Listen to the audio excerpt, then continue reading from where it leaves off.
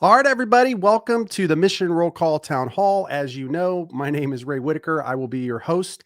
And as always, we have Mr. Jim Whaley, the CEO of the organization, and he'll be joining me today. Jim, how are things? How have you been? I'm doing great. How about you? It's good. It's been a month. I can't believe it feels like time is just speeding up. It is speeding up. Well, you're getting older, and so life speeds up. For some of us, it's the other way. But it's been great here in South Carolina. The weather's been great. It's warming up. It's starting to feel a little springy. Yeah. So that's good.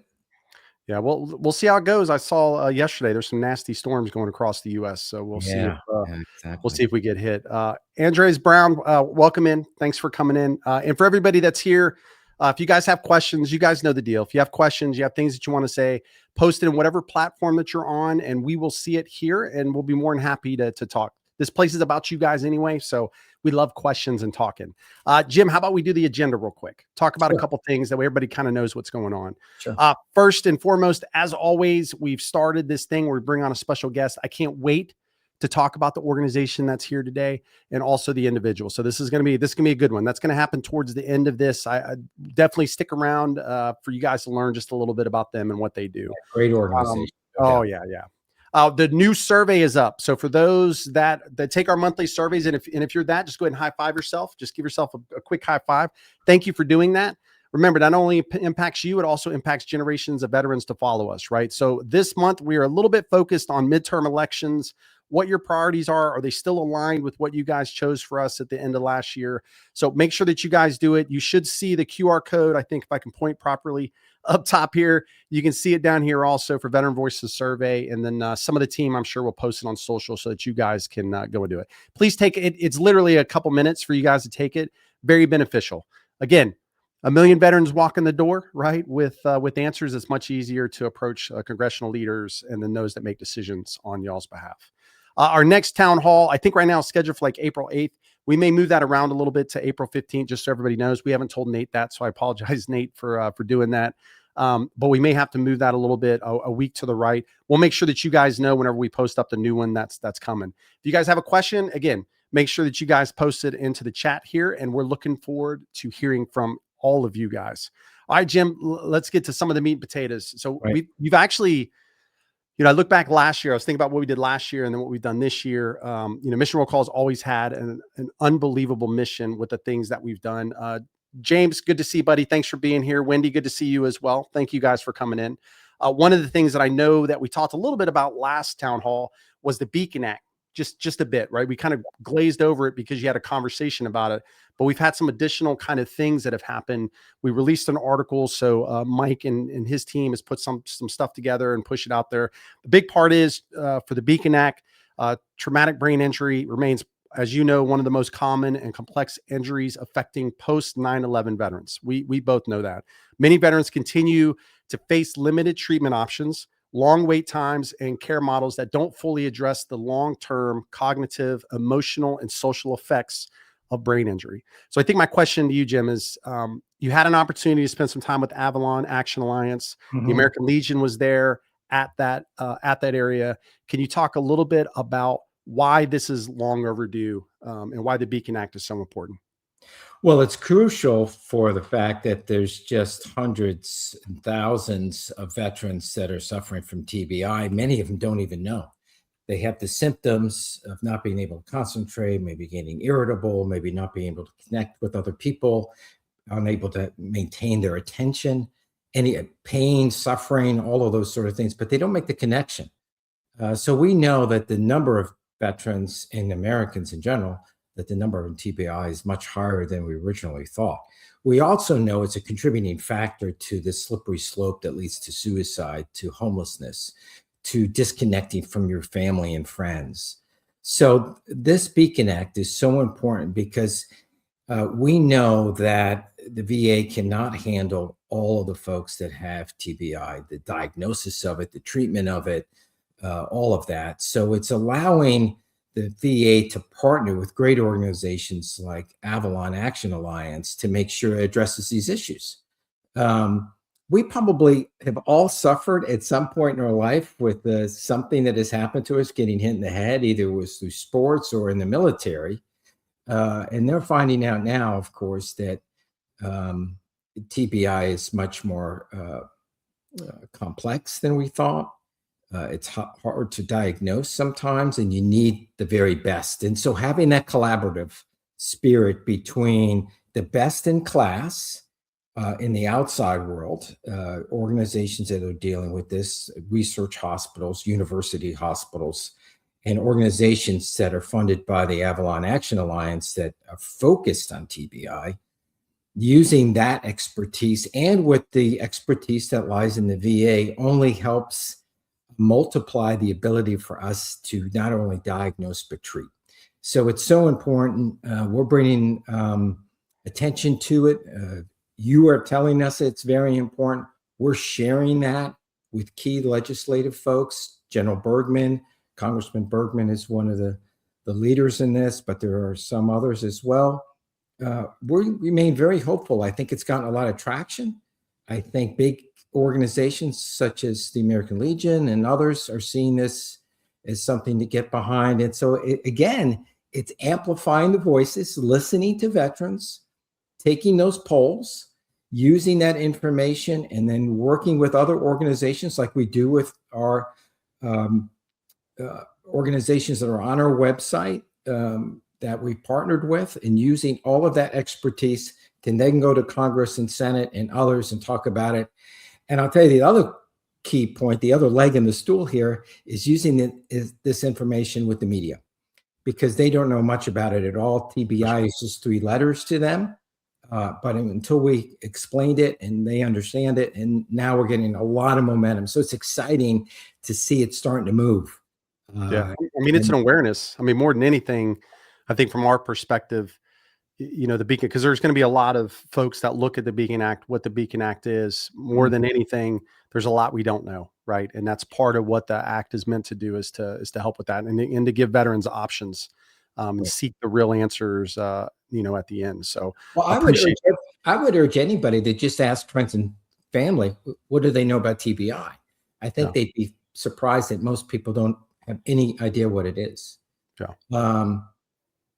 And I was struck by the fact, Ray, and I think you were too, early on when we found out, when we first started learning more and more about TBI. I think the initial thought when you hear TBI is, oh, it's, you got hit by something large, you were knocked out, you couldn't see straight for days, you had a serious concussion.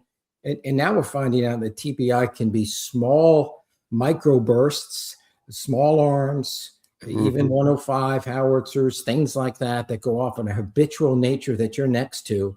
It's going to do damage over a period of time. And so I think the more research we get on this is important, because we know this is all linked to suicide and homelessness and disenfranchisement. And the more we learn, the more we work together, the more we bring this to the attention of elected officials and the media and the general American public, the better off we are. Yeah. And I see a question already, Jim, from Martin. Martin, great to have you here. Thanks for coming in today with us. He said, are there specific qualifications to be considered a TBI victim or sufferer? Well, I'll answer that the best I can, because I'm not a scientist and I don't know the protocols that one goes through with all that. But I would say this at the very basic level: if you feel like you suffered from any sort of brain injury, and you may not even consider it traumatic, you need to go seek and get somebody. Yeah. And you can get a test, and they can figure that out pretty quick if you've had a TBI. And then they can go from there on treatment and find out where it is in your records and all of those sort of things. But first thing, if you have any doubt, you should go see an expert on it, and that could be somebody at the VA or another organization as well. Yeah, I don't. This is not. I don't know if that answers that. No, I think that's a good answer. I mean, the best answer we can give is non medical professionals is that right. Be somebody that is right. that can help with that. And if you even think that you may, then go see somebody, right? Especially if you're a veteran, you should definitely be going. Seeing the VA and starting that process, or externally if you get the appropriate approvals and all that. Or I would add, if you think somebody else has, urging them to do it, because I think sometimes, we always say, veterans are really great about taking care of all the veterans, they're really bad about taking care of Yeah. themselves. So you may know somebody like they're not acting right. They don't seem to be thinking about this in a logical way. They seem drifting off in the conversation.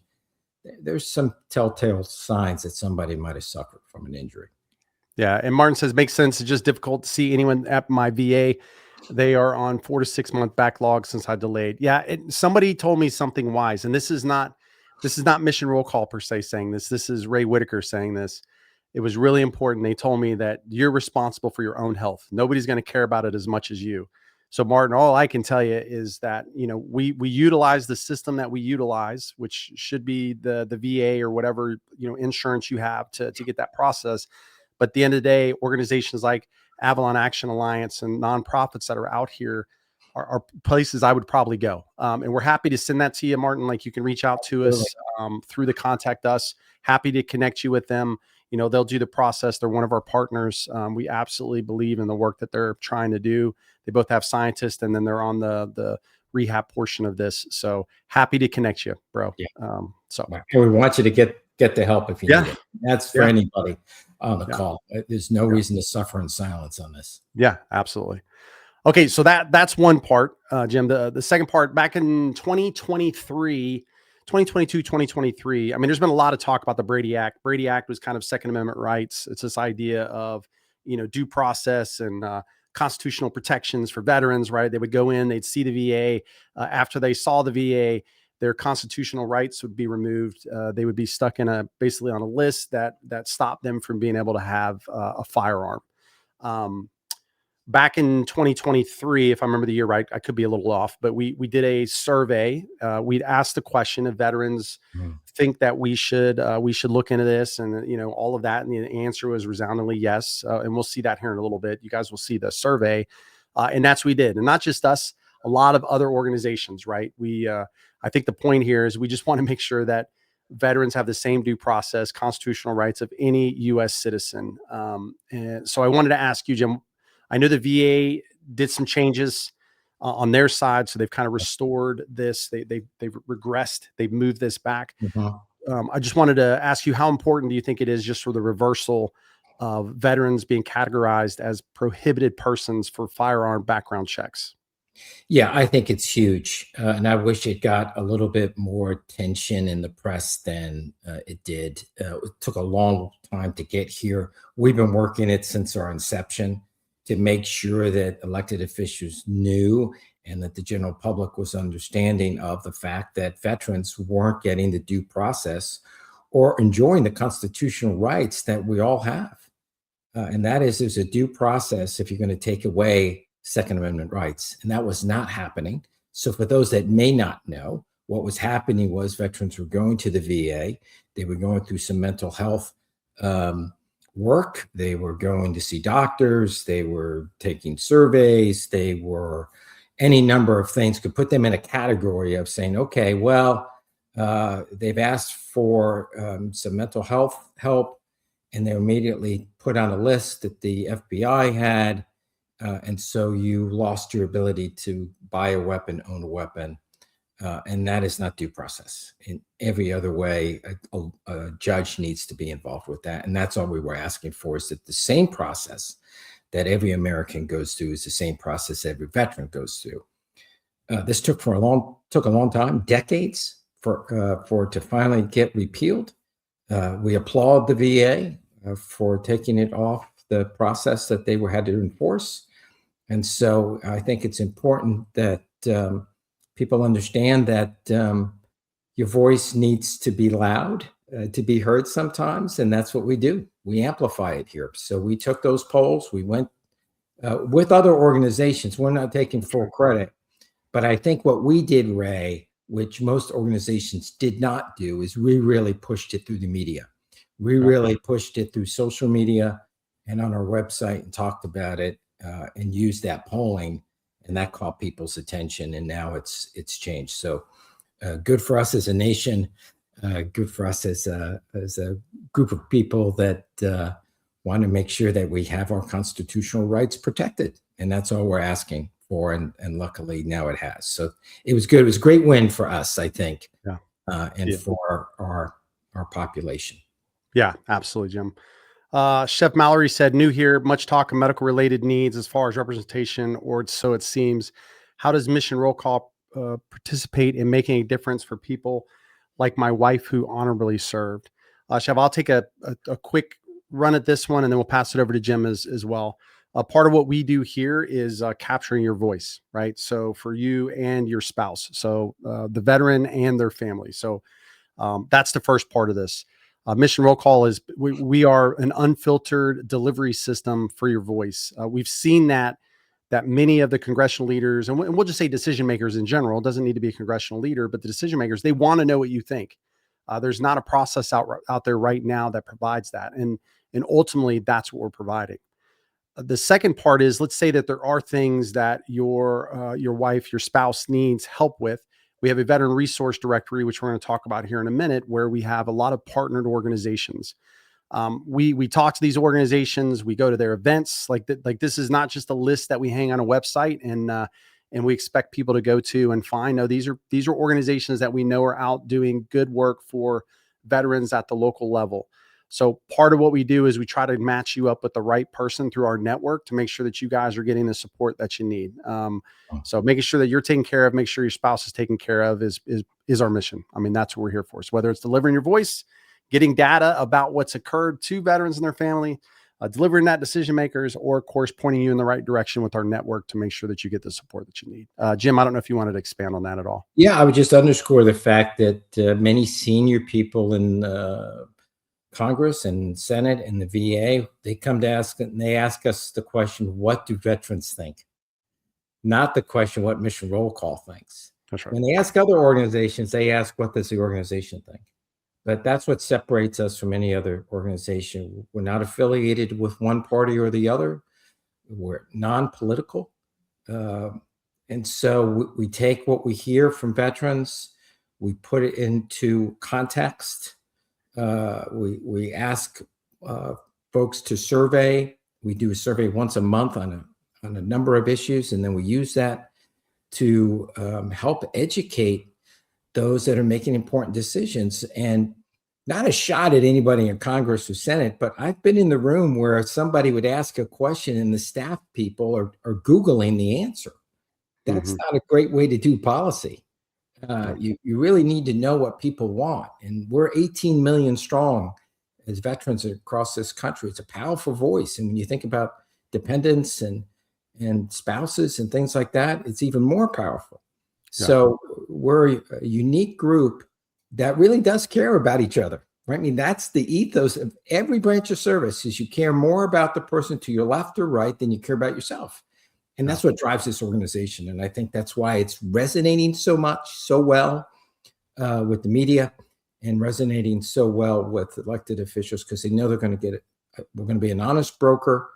We're going to give you the details. We're going to give you the stats, and you can go from there. And I think that's important for anyone to know. And it's including spouses and dependents, right? Because we know that when a military person moves around and does things or is suffering during transition or any number of issues, the whole family is affected by that. So that's why we're open to getting the polling from dependents and from family members, because we think that ecosystem is so important. And I think that's another thing that really separates us. Yeah, great. And what I'd love is, Nate, can you do us a favor? Pull up. So everybody, so you guys know we've got a kind of a campaign going right now for donations from folks, but I want to pull the page up, because on the page, Chef, for what you're asking, one of the notes that we bring up is what we just talked about, which was the Brady Act. And you'll see the poll results when Nate gets this up on the screen so everybody can see it. You'll see on there kind of what happens, right? We have you guys take these surveys, these polls. The results come from these surveys and polls, and this is exactly how we hand it to the leadership. There's no in between of what these things are doing or how they're kind of put out. So yes, you can see. Flip over to the donate page there, Nate. Okay, scroll down there to the bottom, and you'll see. Keep going. Okay, right here. Here's an example. So this is a poll. This is how we asked what it would look like. Hey, for the Brady Act of '93, the VA appeal, so forth and so on. We asked And this is what we got back, right? So you guys were very clear. Do you agree with the current policy, or should Congress change the law to protect due process? And you thought that Congress should change the law. And ultimately, the VA is the one that made the decision to move backwards. But at the end of the day, that's what we're doing as an organization. Yeah. And this is very powerful. It's not us, it's you guys. And that's why it's so important. It's why we have these town halls. Is why we do much of what we do, is to make sure that you guys get your voice heard and all of that. Yeah. So with that, just real quick, Nate, bring that back up. So we want to talk about the sport admission. Just a couple things. We got our donation drive going on right now for you guys. One of the things that we'd ask you guys consider, you can go here, you can see how it fuels our mission. Lots of opportunity here. There'll be a link up top. We don't normally ask. We're in our normal cycle of doing this. You guys fuel not only support for veterans today, but for generations of veterans to come. Right. So once we get veterans to understand that you guys hold the key to the future of others by just having your voice heard, then mission roll call at some point will go away, because veterans will then know that they can step forward. We are the beholders of our own future as it comes to the voice of things that we want. So it's very powerful. A lot of this stuff happens. Okay. All right. So the next thing, Jim, I know you've been, I kind of started this thing off. You've been up in DC a lot. You had an opportunity to have breakfast with Secretary of VA. You also had testimony that you did here in March as well. Love to kind of get a quick dump from you of how the breakfast went, for things that you can talk about. I mean, obviously I understand that was kind of a closed session with other VSOs, but then at the same point, how did the testimony go? Yeah, first I'll talk about the breakfast, because sequentially that's how it happened. And that's the way my notes are. So, hey, I got to look at my notes. The breakfast was great. It's great to see other VSOs there. And it was really in the time frame of when they were repealing the interim final report on VA making decisions on people's VA compensation. And it was basically sent out. It blew up in social media, and then VA retracted it and said, no, that was a mistake. We're on it. We're going to fix it. It was interesting because I think a lot of organizations jumped on it immediately. We listened to all of you, and there was clearly uncertainty of what it all meant and when did it come out? Why did it come out now? So we took from all of that was, let's see what happens here. Let's see what the VA says before we go to an emergency polling or survey and get all bent out of shape about it. And so what we found out, it was a mistake. They owed up to it. The VA secretary is very transparent and said, we've rescinded that. We're going to fix it.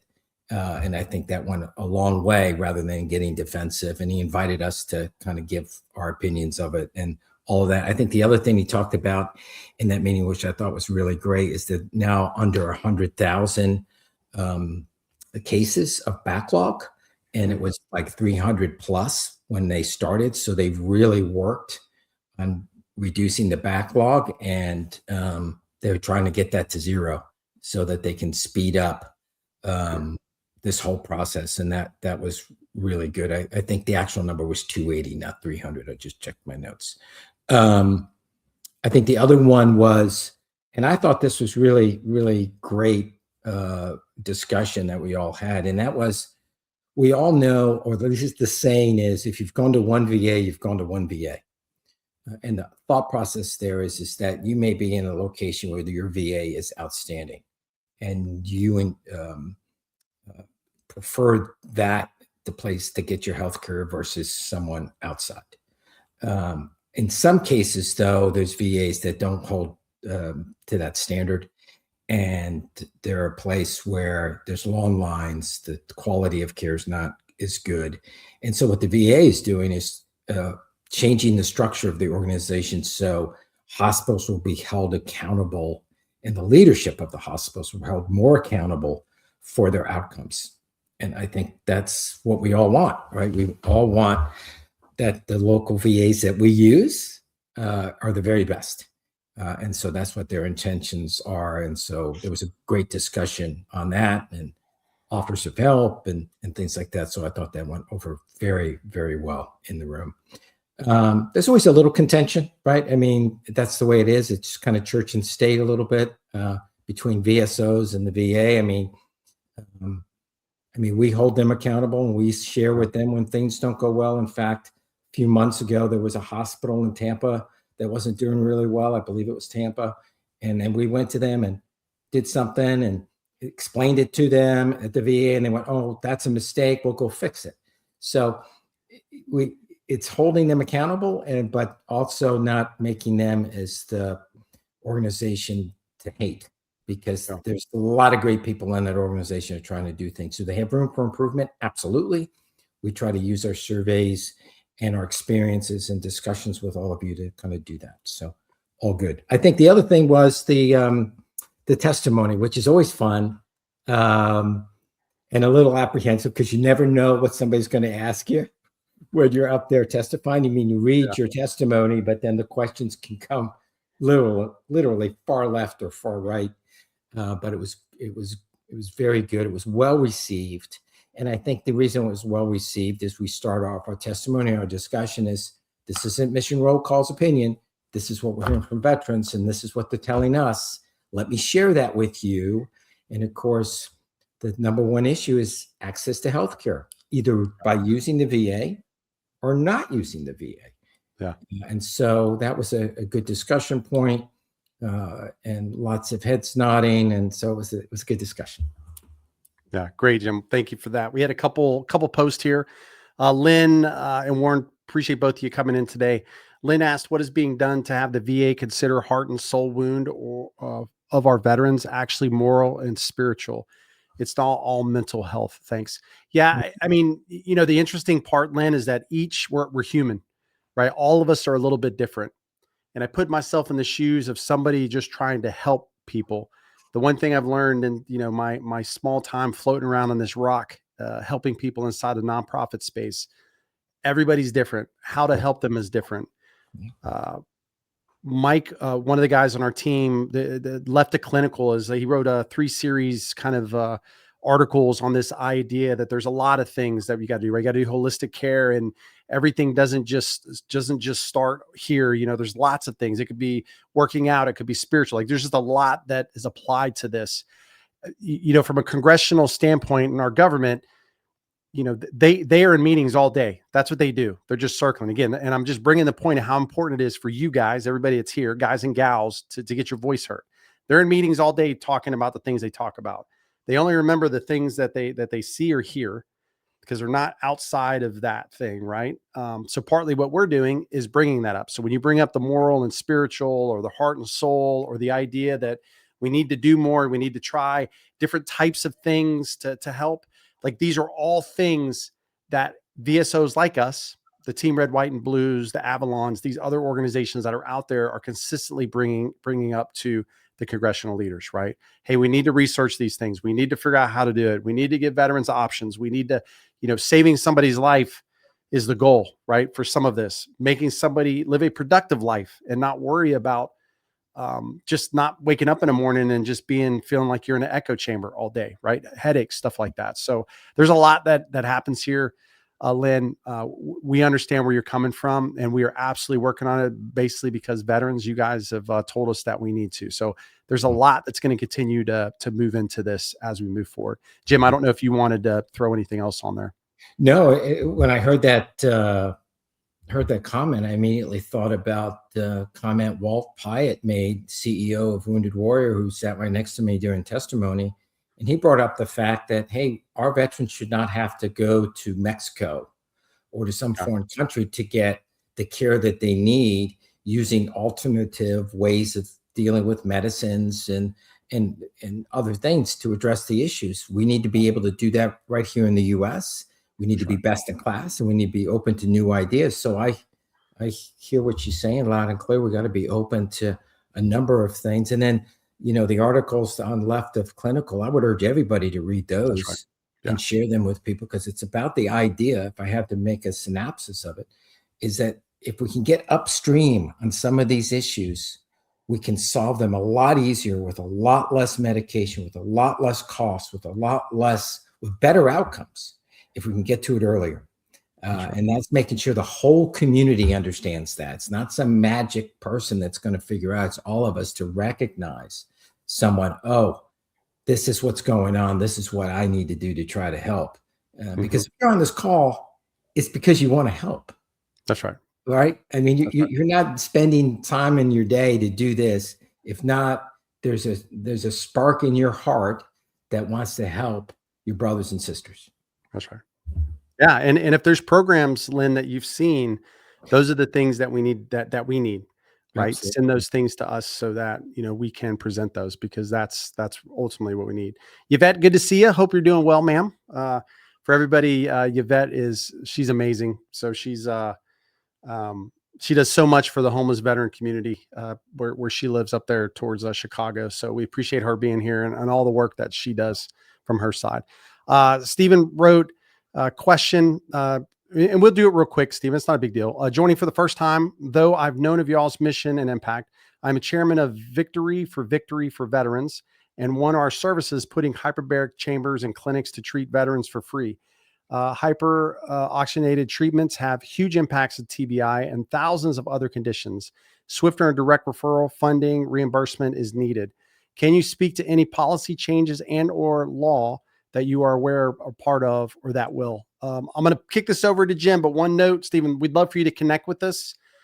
First and foremost, just because there's probably more that we only got so much time, but we definitely want to talk to you about this. We're very interested in this. We obviously have lots of HBOT based articles that are on the website. But Jim, kick it over to you, or we can connect them with Mike, whichever makes the most sense. I'll do what I can. HBOT is something that we've been talking about, surveying about. We have articles on our website about. There is momentum in different parts of Congress to address this, and there are some bills in the process that we are going to continue to support. And by I mean support, sharing it with the audience, all of you, getting you to take a survey on it, find out where everybody is. But overwhelmingly, veterans and family members are in huge support of alternative ways of solving problems. And I think all of us want to use as many in the latest, greatest scientific achievements to make sure that we address issues that are really holding some of our folks back and diminishing their quality of life. So we hear you loud and clear, and happy to connect with you. And as Ray said, reach out to us directly. Well, this is kind of directly, but we'll circle back to you. But we have stuff on the website as well, which is very useful. Yeah, and you can see Stephen, Mike's replying right now. Mike is we call him the brains of the operation. Definitely. He spends his life looking through this stuff and doing his part to impact, but there's a lot of stuff that he has down here. And I would love to connect you with Mike. He's a fabulous guy, first and foremost. But he understands this very well because he lives in it all day long. So I think having you two talk about it, he can provide some of that, would be very, very helpful. And it's easy to get lost in the morass of bills, because there were literally hundreds and hundreds of bills, some of them very close to each other, some of them interlocking, some of them well in the process, some of them in the beginning. And it's a very complex process. I guess it's designed that way. Yeah, absolutely. Yeah. And Lynn, we'd love to connect with you after. So I think both you, Stephen, and anybody else, you guys can DM us directly, or you can go to the website, contact us. And that's the best way, or right here, info@missionrollcall.org. And that way we can just get you guys in and become partners and all the other stuff. We'd love to support you guys. Good afternoon, John. Good to see you, buddy. Mike also said on the Senate side, Senator Tuberville is strongly behind HBOT, which makes sense coming from a football background. Yeah. So there's definitely some representation that's happening there.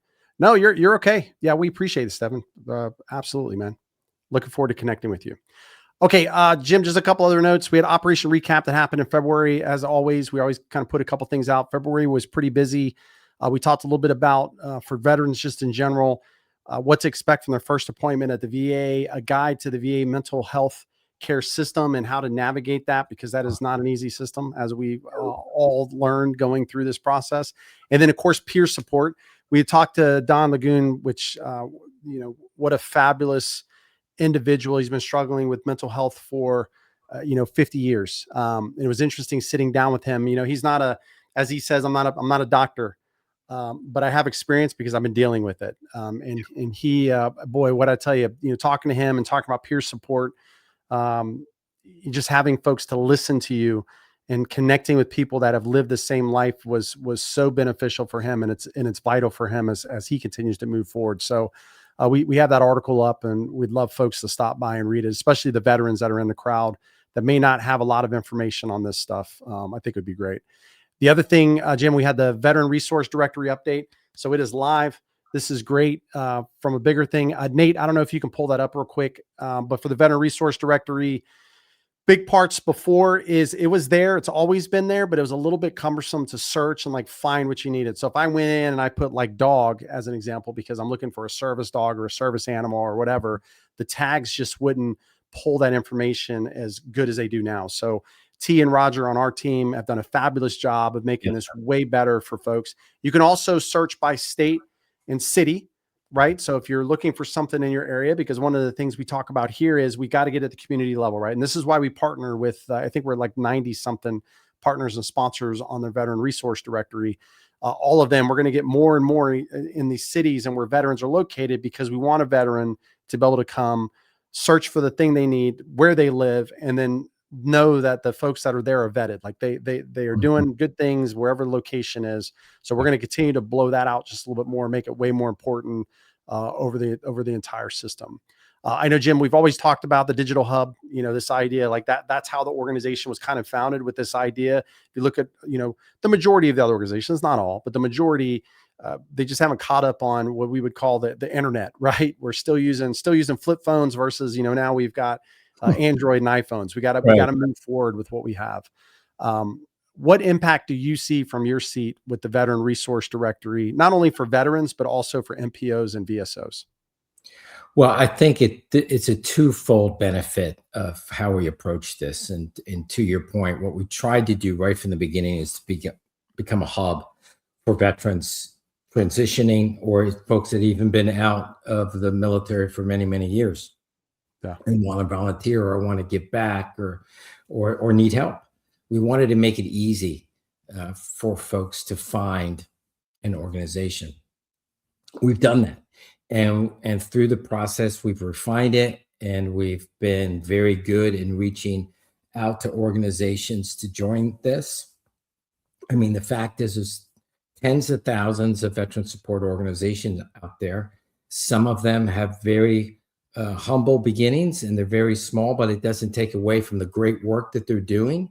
And they need exposure to other people to get people to volunteer, to get people to give to them, to get people to use their facilities. And so that's what this is for. The idea is to bring the community together and work together for a mutual cause, and that is the health and welfare of our brothers and sisters and veterans and their families. And that's what this is all about.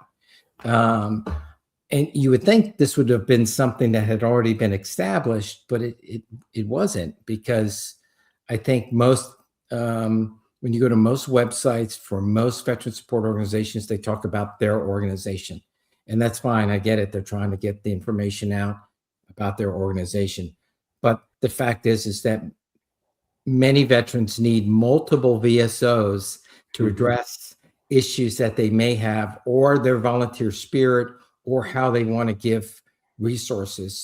They have a number of interests they want to be involved with. And so that's what this does. We have vetted these organizations. We've talked to them. We make sure that they have great standing in the community. And now we're partnering with them more and more to solve issues. And so on any given day, we may hear from a veteran that needs help with such and such, and we point them in the right direction to this organization, or another organization says, hey, listen, we want to reach out to another organization. So we help bring those people together, because at the end of the day, it's about all of those that are on the call to make sure they're getting the resources that they need and the knowledge that they need. The whole idea of mission roll call, someday we go away. That's and right. That all of us know how to amplify our voices in Congress and do it in a way that gets the answer that we need. Right now, we're playing a vital role because no one else is doing this. But hopefully, and I would think for all nonprofits, the idea is to focus on your mission, get that mission done, and go away.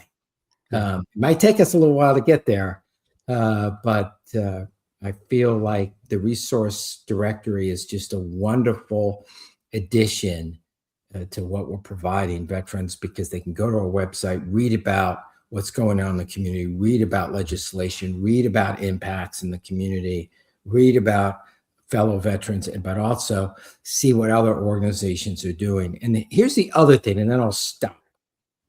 It actually helps all of the other VSOs, because now we're collaborating more and sharing ideas and looking at best practices and calling, saying, well, how did you guys approach this? And how did you do this? And that's what you do when you're in the service, whatever branch you are.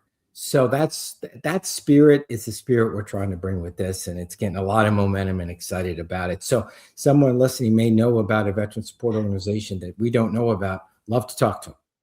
Yeah, absolutely. Yeah. And if you go to the Veteran Resource Directory for, I know Lynn, I think you, Steve, and the rest of you, if you're in a nonprofit or you know one that we should look at, when you go to the page, you can actually submit one. So you can become a resource, and then we'll connect you and all of that. So very cool. Okay. So here comes the fun part. We love all the stuff that we're doing inside the organization. What I love most about, Mission Roll Call is the impact that we're having for veterans and, of course, their families, and the work that we're doing, but then also the relationships that we're developing, and then also changing the way nonprofits see each other as less in competition and more of camaraderie. We can do way more together. This organization's a little bit different in some ways, because it was created for the memory of Sergeant First Class Richard Herrema. For those that don't know, I served with him. Unfortunately, his life was cut short back during Operation Enduring Freedom, 2006 timeframe or so. The stories of Rick, and I asked a couple people, because I knew we were going to be talking a little bit, excited to have this, and I'd gone through like 3 or 4 folks that I knew and just asked them a couple questions, and all of them basically said this different ways. He cared about you more than he cared about himself, and I think that's the epitome of what Rick's place is. And we're going to get an opportunity to meet John Yerby. Love to introduce him now. He's the Deputy Executive Director for Rick Herrema Foundation, an organization devoted to impact others. And John, welcome in, buddy. Yeah, thank you, Ray, and appreciate the introduction and the opportunity to share the Rick Herrema story and Rick's place here in the Fort Bragg, Fayetteville region here. So thank you. Would love to just, from your own kind of words, for maybe folks that don't understand what it is, right? I mean, obviously, I'm sure they're going to look up, Rick, I hope, after they leave here to understand his legacy, but maybe just kind of explain to the viewers and those that are listening, what is the foundation about? Like, what do you guys do in general? Yeah, so great question, because we have a pretty expansive mission, but the core root of it is what we're trying to do here is strengthen military families through fun, quality activities and build a community for them. We have a 50-acre park here right outside of Fort Bragg, about 5.5 miles from Fort Bragg, North Carolina. And every day the gate opens and it's just a park, right? We got 3-story tree house, playground, pond, walking trails, picnic tables, pavilion, lots of shade trees and so forth. Just a nice place to come and just hang out. But what we really see happening under those trees and next to the playground is we see military families gathering together and connecting, right? So if we've served, we've all gone through that time of relocation. And sometimes that can be scary. For me, it wasn't all that scary, because I signed in my unit, and next thing you know, we're off and running, doing a mission, and I had my team to focus me and to connect with. But for my family, they sat at home kind of on the sideline, and they had to figure out how to connect with the community that now that they're a part of. And so what we like to think here is give the families an opportunity to connect, but also to thrive where they're at, as opposed to just survive. Yeah. We always love to ask this question. Why did you go there? I mean, because it's really interesting, right? You have this, we talk service to service, our entire organization, this idea where somebody who is coming out of military oftentimes will go into their local community and continue to serve. And that could be a coach, that could be, firemen, law enforcement. And in many ways, we find that nonprofits are very similar to this, right? You're serving, and in many ways, different ways. So love to hear, John, why the foundation for you, and why are they the right piece for your journey kind of moving forward?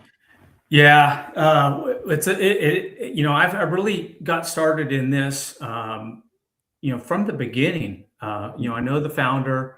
We served together and got started, and so I had the fortunate opportunity to be able to serve in the United States Army for 37 years at all different levels, and what I found is what I appreciated most. You tend to find this out, either later in your career or when you step away.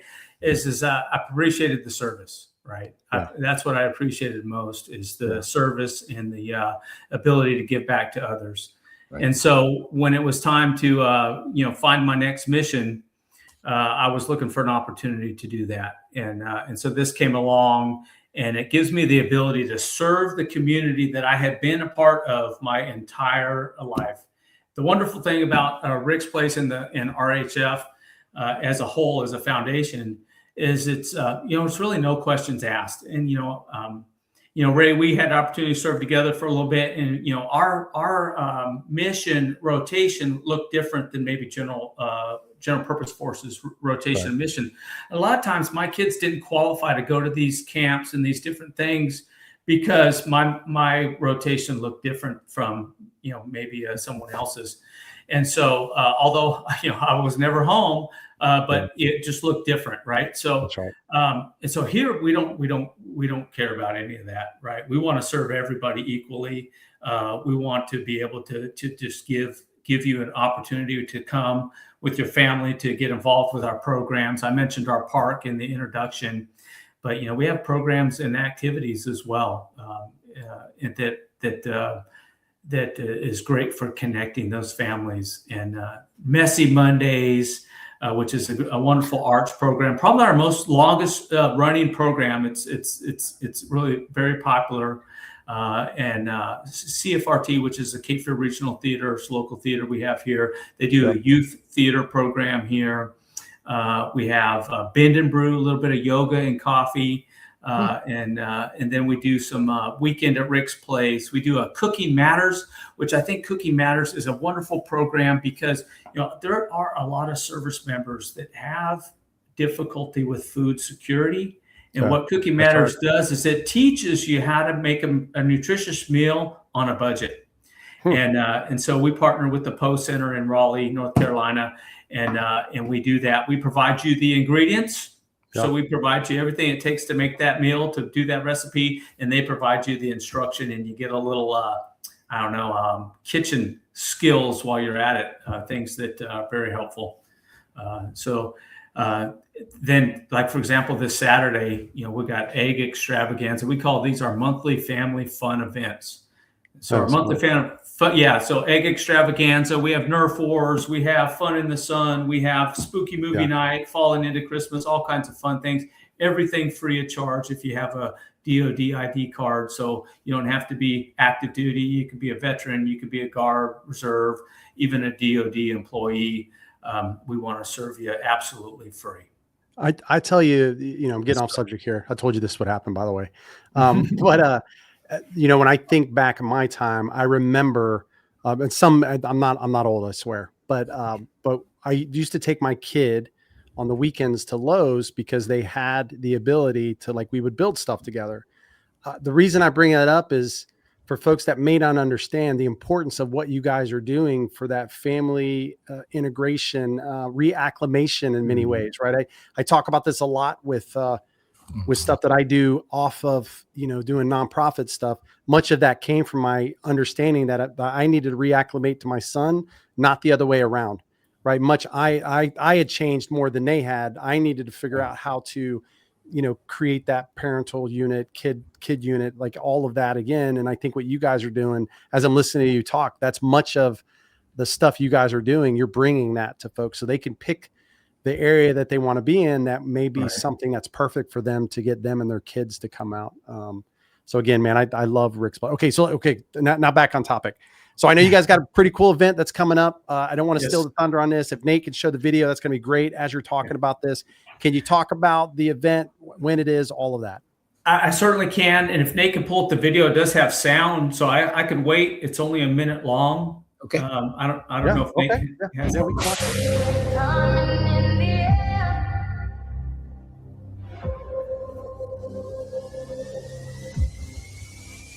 Oh yeah, ninja competition. That's right.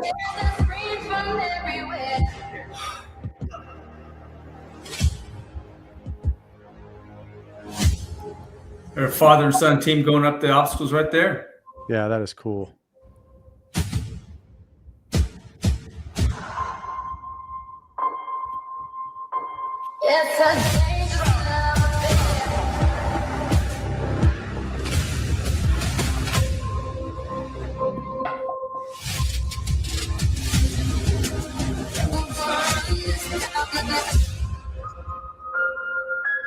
Awesome.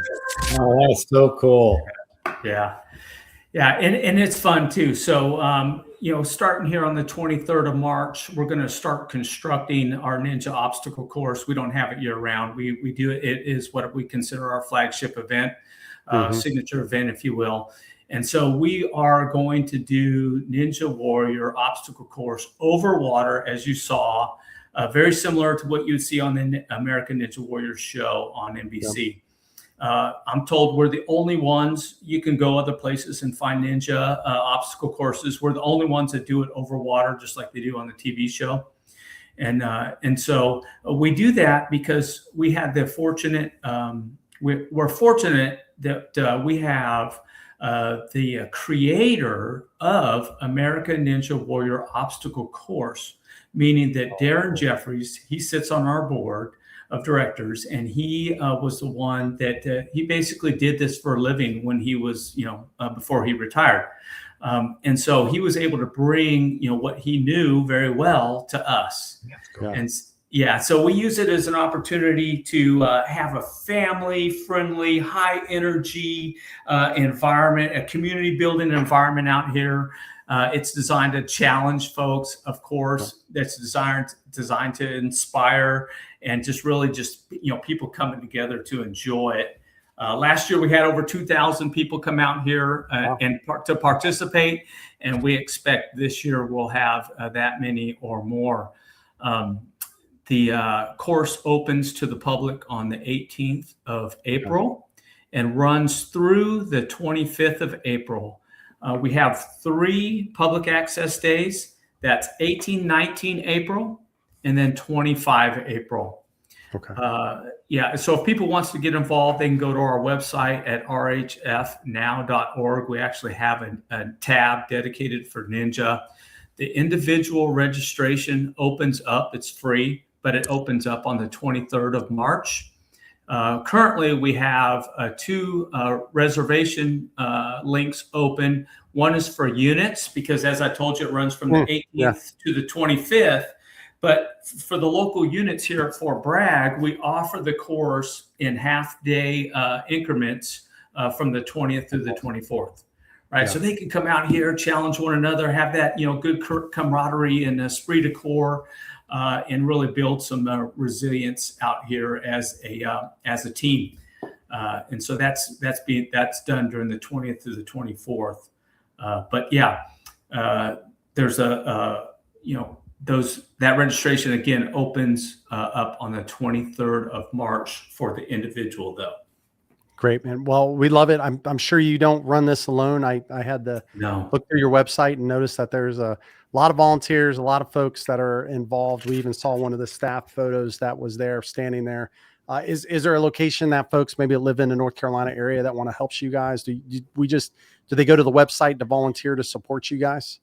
Yes. So there's a couple of ways that people can get involved. And if you're, in an ability to help through sponsorship. This is a major undertaking. We bring professionals from the West Coast out here, obviously to keep it safe, because we don't want anybody to get hurt out here. So it does cost us quite a bit. And obviously to dig and build that costs something too. So we can, folks can get behind us and get involved through sponsorship. They can also get involved through volunteering. Like I mentioned, the volunteer link is open currently. If you want to volunteer individually, just go to that link, click into what day you want. You'll see the times, pick a time, and then you're there to volunteer. Nate, what Nate's showing is the general volunteers, just to be an RHF volunteer, but under the Ninja tab, there's a specific volunteer link for that. And so that's another way to get involved. And then the other way to get involved, if there's any folks out there listening that are part of a military unit, take advantage of that reservation. You can come out here and spend a half a day with your unit out here and enjoy the course. Yeah, just a good old smoke session. That's what